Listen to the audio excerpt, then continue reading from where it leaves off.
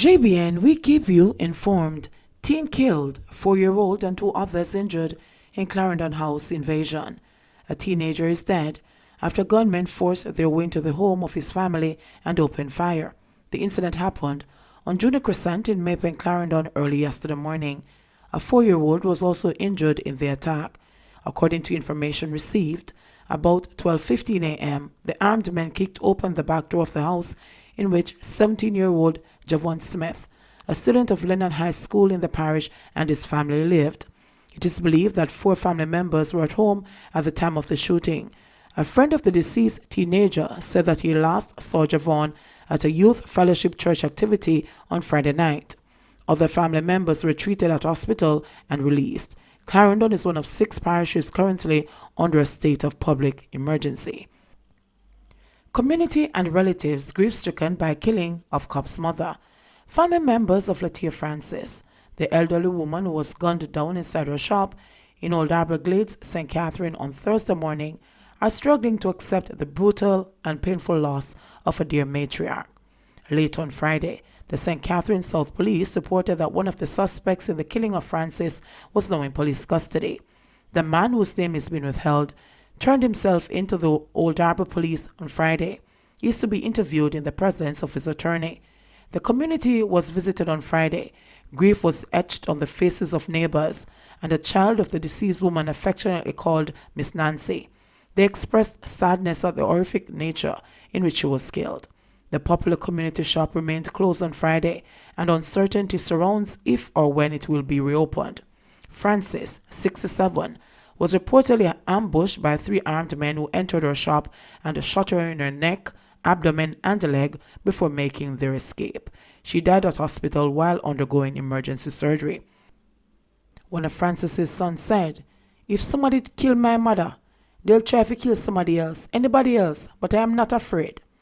Frances spent most of her earlier days as a security personnel before she started her own business operating a shop from her home. Another family member said that Frances will always be remembered as a jovial person. She was very jovial and always a good joke. The last time I heard from her was when she called me on Wednesday and asked me if he's selling at the shop for her. I am scared. I saw her about 11 o'clock Thursday, and then shortly after me hear the news. As near as I am, I did not hear the shots. She's a good woman and she never deserved that death, a neighbor said. Another neighbor said, "Over 30 years now me know her. Right now me lose a nice lady in the community. My niece did not go to school Friday because she and the other children who knew her are saddened." Reports are that Frances' death may have been a reprisal for an incident a week ago involving her son, who is a cop. Frances, who had 8 children, died leaving 7. There has been overwhelming support from the police force. A relative said, "The support from the force and civilians has been good." Police Federation Chairman Sergeant Patrick Rose called for all rank and file members to strongly condemn the killing of the policeman's mother. He said, "An attack on one of us is an attack on all of us, and an attack on any one of our family members is an attack on us." The Federation said this incident follows a fatal shooting by Francis' crime fighter son. "We are outraged by the callousness of these miscreants who took her life in retaliation," the Federation said. Death before deportation. Man attempts suicide ahead of February 11 flight back to Jamaica. The head of a United Kingdom UK pressure group is urging the Andrew Holness administration to deny landing rights to a charter flight from Britain with 50 Jamaicans to be deported to the island next Tuesday, after one of the deportees attempted to end his life. The man, said to be about 22, is now on suicide watch. Desmond Jadot, the founder of the Birmingham Empowerment Forum, has reported, "I can confirm that one individual had in fact attempted suicide and is currently on suicide watch. He attempted an overdose of some medication while detained for removal to Jamaica," Jadot said. The man's relatives in Jamaica have been notified of the situation. "I am therefore calling on Mr. Holness and the Jamaican government to actually deny landing rights for this plane to land in our country, Jamaica, because that's how serious we have to take it now," said Jadot, who also heads the Windrush movement in the UK. President of the Association of Returning Residents Percival Latouche, agrees that the government should deny the flight landing rights. "I am appealing to the government. That plane must not land here," he insisted. They should reject the grounds on which the UK summarily sends people to this country, because they share heritage here. Many of them went over their tender ages. They were schooled in their system, and now that some end up committing crimes, they should be shipped out here. Latouche said he hopes the government can prove him wrong, that they are not lackeys, and do the right thing. At the same time, an official from the UK Home Office has said that next week's planned charter flight is specifically for the removing of foreign criminals. Responding to yesterday's Gleaner headline, "Deportation Plea, Local Relative of Ex-Con Being Sent Back to Jamaica Ask UK Authorities to Consider His Eventual Well-Being," the official confirmed that those detained for removal include people convicted of manslaughter, rape, violent crime, and dealing in Class A drugs. The government, in accordance with the law, has continued to remove foreign national offenders to Jamaica, some on charters and some on scheduled flights. Further, he said that the priority of the British government would always be to keep the British public safe. That is why foreign nationals who abuse our hospitality by committing crimes should be in no doubt of our determination to deport them, the official, who declined to be named, said. Since 2010, more than 51,000 people, hundreds of them Jamaicans, have been deported, according to the official. "We only return those with no legal right to remain in the UK, including foreign national offenders. Individuals are only returned to their country of origin when the Home Office and courts, if applicable, deem it is safe to do so. Any new legal representations made while an individual is detained are considered carefully and in accordance with the law," stated the official.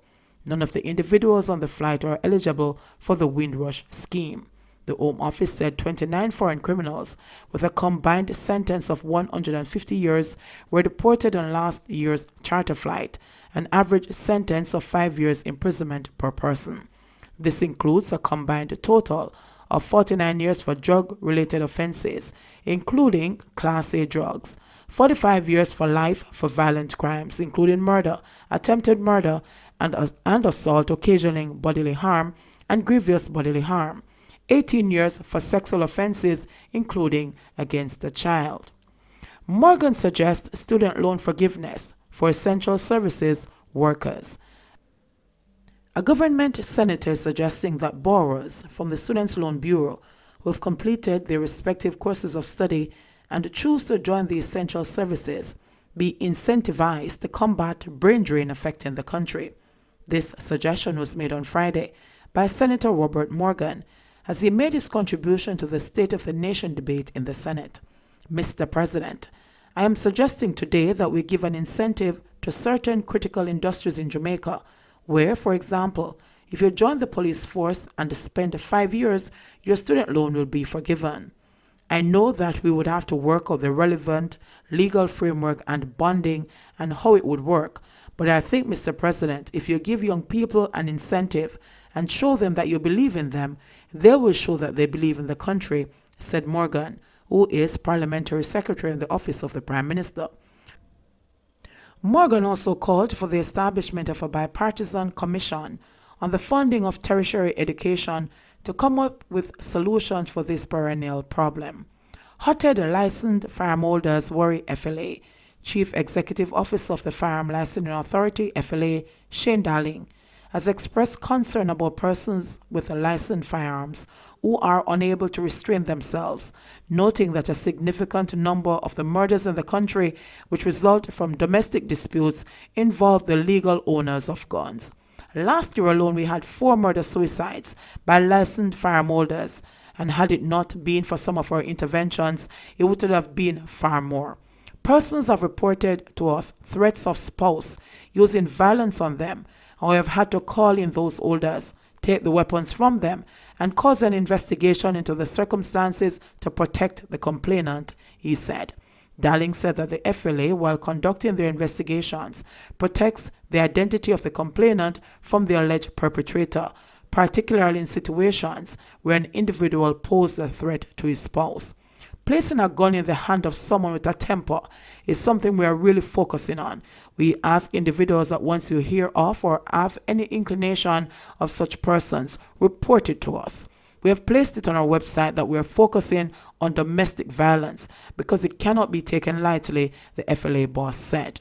The FLA head also warned that a licensed firearm holder should not deliberately expose his weapon in a confrontation to intimidate a person, noting that this action could constitute an assault with a deadly weapon. I don't think a lot of people know that, he added. He said that gun salutes, allowing a minor to use your licensed gun, and using the gun for criminal activities such as robberies were among the negative issues that the FLA would take strong action against. This year we had the highest number of injuries from gun salutes. More than 5 persons were injured between December 31 and January 1. We have had cases where licensed firearm holders have been involved in robberies, and what persons don't know is that we have the ballistic signature for every single firearm. Dalling revealed that ex-convicts and criminals, particularly lottery scammers, were now trying to secure a license under the guise of business persons. He said some of these persons aligned themselves to the business community to create the impression that they were legitimate business persons. But when you see a 25-year-old with car washes, 2 homes fully paid for and no mortgage, and own cars, a deeper investigation is needed. So if you put up a sign saying you're selling cars along the main road, that cannot fly with us anymore. That used to happen a lot in Mandeville. Dalling indicated that persons who were unable to prove they legitimately acquired their wealth could have their gun license revoked, as this was facilitated through improved systems development, such as fingerprinting before and after a license is issued. JBN, we keep you informed. Please remember to subscribe, like, share, leave us a comment, and click the notification bell to receive our daily news items.